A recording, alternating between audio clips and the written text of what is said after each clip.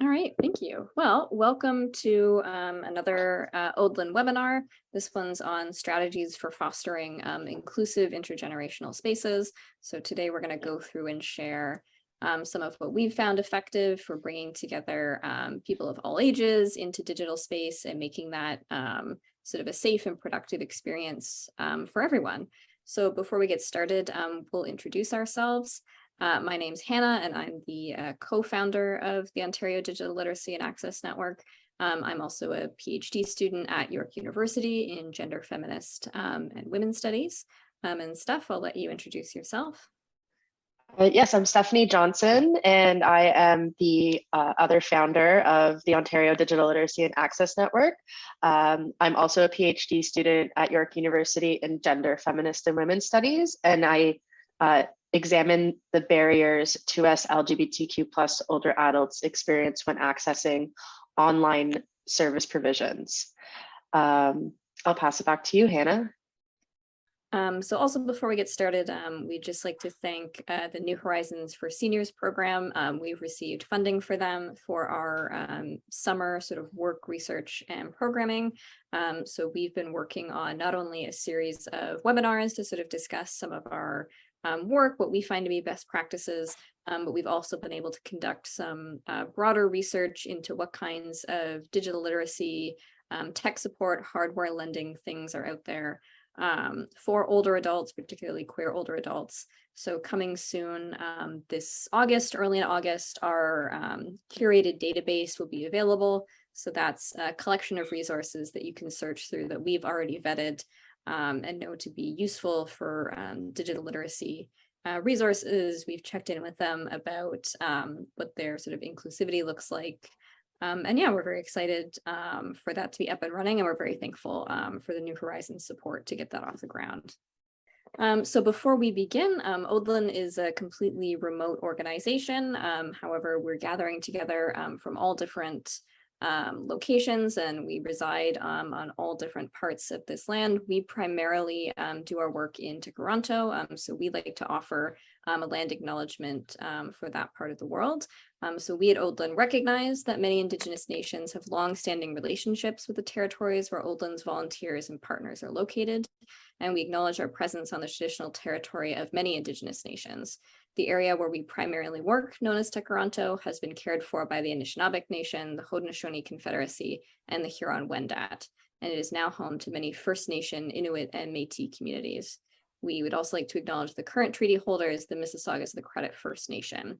This territory is also subject to the Dish with One Spoon Wampum Belt Covenant, an agreement to peaceably share and care for the Great Lakes region. We'd also invite you to learn more about the land where you reside. You can do that by accessing nativeland.ca, which explains sort of the Indigenous lands, treaties, and territories, as well as languages. We also like to add a call to action for you to check out Inspire, which is an organization that helps meet the education needs of Indigenous young people, their families and communities in Canada. So for today, we're sort of going to go through our 3 key strategies for success for creating intergenerational spaces. The first is researching the needs of your community members.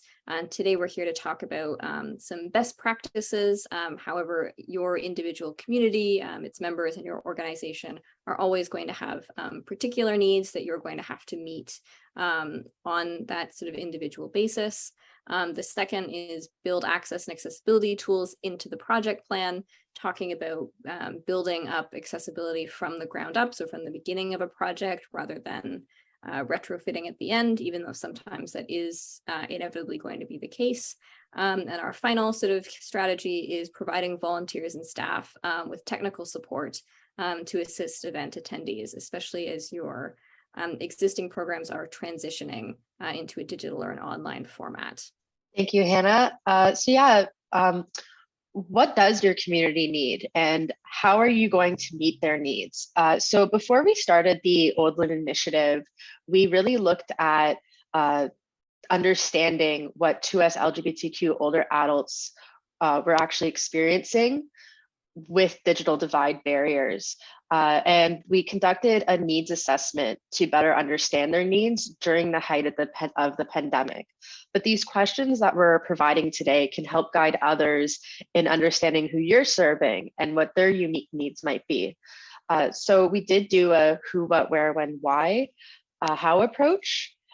So who is the community you're serving, and what barriers are they experiencing with accessing digital spaces?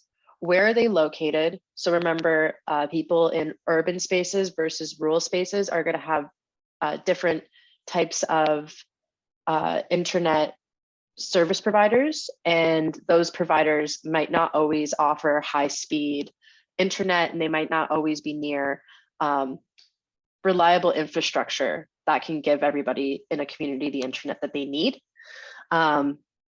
We also want to think about when these challenges actually began and when it became an issue for somebody who wants to access online service provisions. For many older adults, this happened during the pandemic when a lot of service switched to being fully online.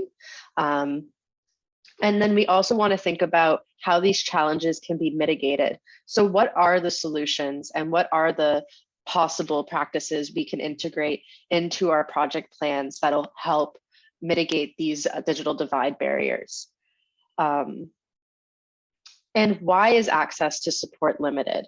So in Canada, we have really expensive internet plans. We only have a select few internet providers that have a monopoly on the market.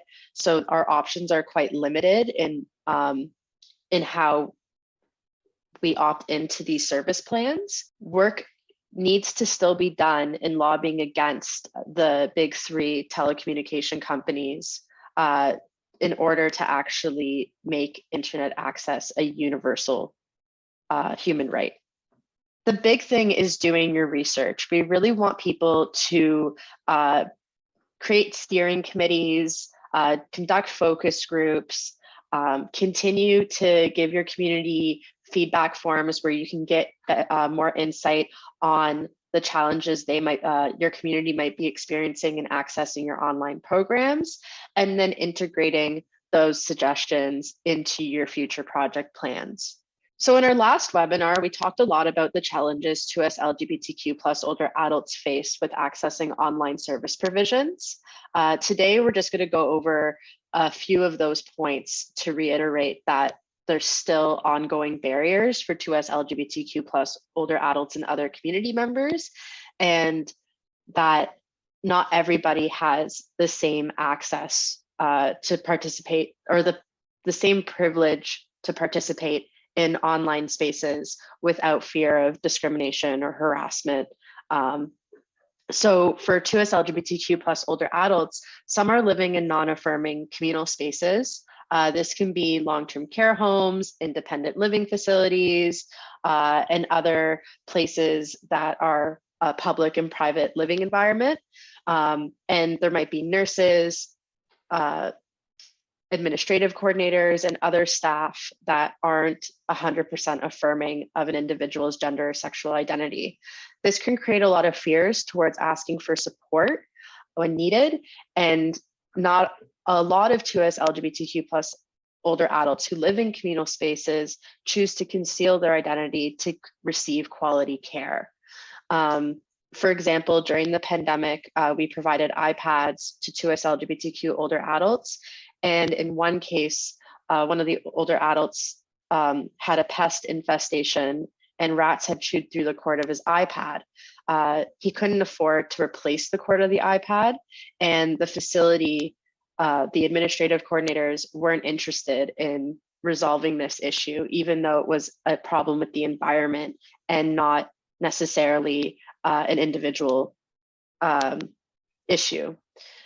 So, and again, this ties back into, not everybody has family or friends that they can go to get ongoing support, and they might not have the financial stability to afford replacing cords or other equipment that might be damaged or has become obsolete. And this is why it's really important to build digital support into project plans, especially for community programs that directly serve 2S LGBTQ older adults or other marginalized community members. So you want to be able to identify and integrate designs, software, and resources into your project plan and understand how you're going to use those as you roll out your programming. You want to acknowledge the unique needs and be able to provide some support to mitigate those challenges. You want to be able to include accessibility features into the event planning checklist. And you want to be able to collaborate with other service providers to build your capacity to provide these kind of services. So we understand that not all organizations are able to purchase accessibility software or updated equipment or hire in-house tech support, but there is several ways that you could build your capacity to do this work. So how can we help you? In ODLAN, we're still a very new organization, but we've been working really hard to create possible best practices for creating more inclusive online spaces. We've developed accessibility checklists for events for both in-person and online events and hybrid. We've developed resources that can prepare guest speakers for ensuring that the materials that they're creating are going to be accessible. As researchers, we use an intersectional and intergenerational approach to identifying a community's unique needs. So again, we don't want to use a monolithic approach to understanding digital divide barriers, but rather we want to go to the communities that are having these challenges and find out what they are looking for to remove the barriers that their community members are experiencing. So an example of this is, the Jane and Finch Community Center asked us if we could help them get smart TVs so the youth could watch basketball games. And this was something that we really hadn't thought about as a barrier, but with a lot of channels being behind paywalls now, not everybody can watch the programming that they're most interested in. So for the Jane and Finch Community Center, they really want to think about how they can use smart TVs in the facility to provide, basketball game screenings to the youth that want to watch that and don't have access to that right now. So after this session today, we're going to give you some infographics and other resources that'll help you navigate digital divide barriers and create more digitally inclusive online environments. And then we also are developing a comprehensive hybrid approach for digital and in-person events. So we're continuing to think about what these spaces are going to look like going forward. And we're creating, again, possible practices for ensuring that people in person and online are able to participate equally in guest lectures, webinars, social programs, etc. So something else that we have found to be effective that's been implemented across various other organizations is digital mentorship and support. So having some kind of one-on-one or small group opportunity for people to learn about how technology works, how the particular programs that you're using to implement your services operate, a space where people have the opportunity to ask questions and sort of troubleshoot, something that goes a little bit beyond just writing out instructions or providing a written guide for how the technology in your space works. This involves a level of training for anyone who's providing this kind of service. So something that's very effective is having young people and older adults work together. Young people often have a greater level of familiarity with technology and can support older community members, and then older community members can sort of share their life wisdom and expertise with young people, something that's particularly important in 2S LGBTQ communities. That being said, you can't just assume that because someone is young or from a younger generation that they're inherently tech savvy. That's not necessarily the case. Oftentimes, organizations or families will just sort of find the youngest person and have them provide tech support that's not necessarily effective. We strongly recommend that any volunteer or staff member who's doing tech support or tech training, that they actually go through some kind of training on different kinds of technology. For example, if someone's a very proficient smartphone user, they aren't necessarily going to have the background knowledge for helping someone with a desktop, or someone who's, trying to access online healthcare is very different than trying to access social media. Another part of this training is that we also strongly recommend that anyone doing tech training has some kind of sensitivity or inclusion training to make the training process comfortable and affirming and helpful, that there's a recognition that the people coming to ask for tech support come from all different backgrounds and walks of life, and that helping someone with their technology also means treating them like a person, and making sure that new technology, which can often be frustrating, is as affirming and friendly of a process, and that often requires a learning curve for anyone providing that tech support. And I'm just going to add to that train the trainer programs are really are a really great way for organizations to get their volunteers and staff onboarded to be digital mentors. And these programs also provide digital mentors with the tools and resources they need to get up to speed with some of the technology that they might not be as familiar with. So it's a great way of creating a collaborative ecosystem of support where the digital mentors have their own mentors who can help them become the best trainers that they can be. And it trickles down to the users of these programs having better experiences, and people not always, or recognizing that they have limitations, but they also have the avenues to get the answers that they need to provide the best support possible. So Cyber Seniors is a really great community organization that was founded in 2015, and it came to life after they did a documentary film called Cyber Seniors. And this used to be in-person tech training hubs where seniors can go and work with youth to learn about the internet and new software and hardware. When the pandemic happened, of course, everything shifted to online, and these in-person digital hubs had to close temporarily. But Cyber Seniors is still doing really great work and providing a lot of lessons and activities online that seniors can access for free to get the technology support that they need. And additionally, Cyber Seniors recently received New Horizons for Seniors program grant as well to create digital literacy programs for 2S LGBTQ+ older adults. So they have created a steering committee that'll help them develop the programming for our community members, which is quite exciting.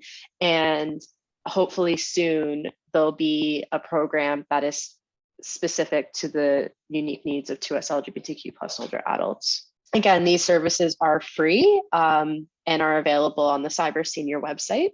There's also service providers who can help build device lending programs into their community projects. So for instance, ODLAN partnered with Connected Canadians in the fall of 2021 to get iPads for 2S LGBTQ older adults. Connected Canadians does provide also one-on-one mentorship support.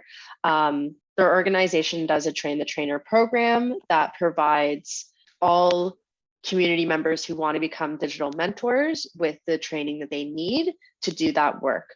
So you can either become a volunteer of Connected Canadians to go through that training, or you can invite them to your organization to train your staff and volunteers so they could become tech mentors.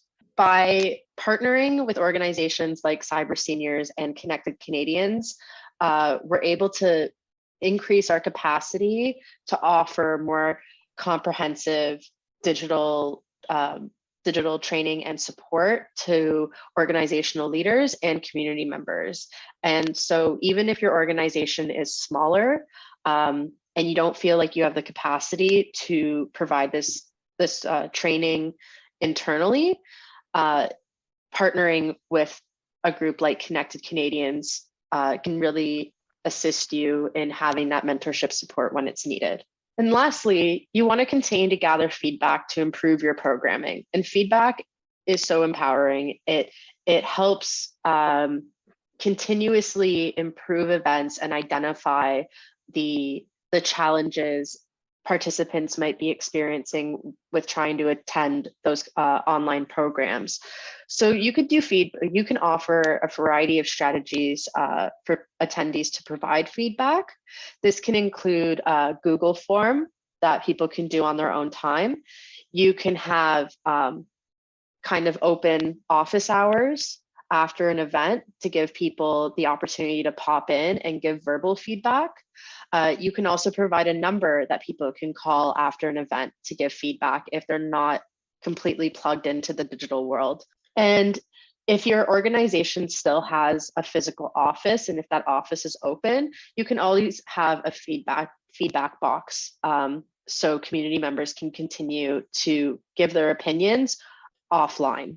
So we really encourage people to continue to use feedback surveys and to reach out to attendees directly to find out what kind of barriers they might be experiencing and to continue to adjust your event planning checklists to reflect that feedback. All right, so to close out, we always like to direct people to our network partners. So these are organizations that have an ongoing relationship with ODLAN. We try to get these network partners together to share best practices, resources.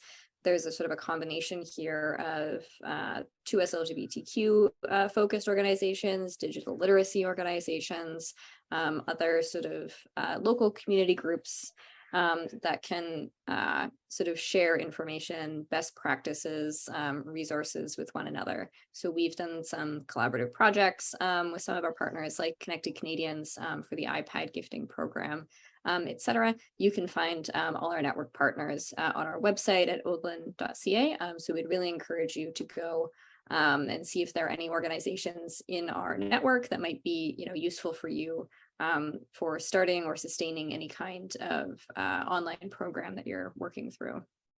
You can also get in touch with us or keep in touch with us. Our main hub is odlan.ca, but we're also active on social media. So you can find us on Facebook, Instagram, Twitter, LinkedIn, and YouTube. If you look for Oden or Oden Canada, you'll generally be able to find us. And we're pretty active, sort of updating our upcoming events, sort of tech news, and other projects that we've been working on. We'll also let you know about the final webinar of our New Horizons series. So this one is going to be empowering community solutions for digital inclusivity. This is our resource highlight session. As I said at the beginning of the webinar today, we've been very fortunate in our ability to build a curated database of digital literacy, tech support, and hardware services. So we're going to run through our new database and some of the favorite things that we found to sort of let you know what's out there and who we found to be particularly useful for meeting the needs of 2S LGBTQ older adults. This webinar is going to be hosted on August 19th at 12 p.m. That's Eastern Daylight Time. It will also be hosted on Zoom. If you're interested in attending this webinar and you've attended our previous webinars, it's the same Zoom link. All the webinars in the series just use the same link. If you would like another copy of the link or haven't attended yet and are really interested in this session, you can email stephanie@odlan.ca to get the link or find out more. There's also more information on our website, or you can reach out through our social media. That one will also be recorded and sort of made permanently available like our other webinars. But yeah, we hope to see you there.